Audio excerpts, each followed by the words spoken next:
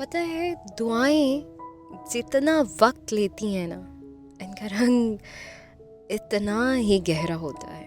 تو دعاؤں کو کبھی بھی یہ مت سوچئے کہ آپ نے دعا کی اور وہ قبول نہیں ہوئی. سکون کی جھونپڑی پریشانی کے محلات سے بہت بہتر ہوتی ہے.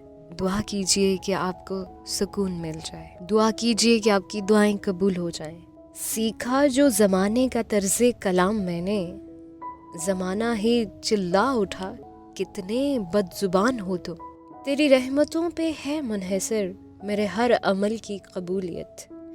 نہ مجھے سلیقہ التجا نہ مجھے شعور نماز ہے. تو بے شک کتنا سکون دیتی ہے نا یہ آیت. تو جسے چاہتا ہے عزت دیتا ہے اور جسے چاہتا ہے ذلت دیتا ہے. تو دعائیں جتنا بھی وقت لیتی ہیں اتنا ہی گہرا رنگ بھی دیتی ہیں. تو پریشان ہونا چھوڑیے اور دعا کرنا شروع کر دیجئے.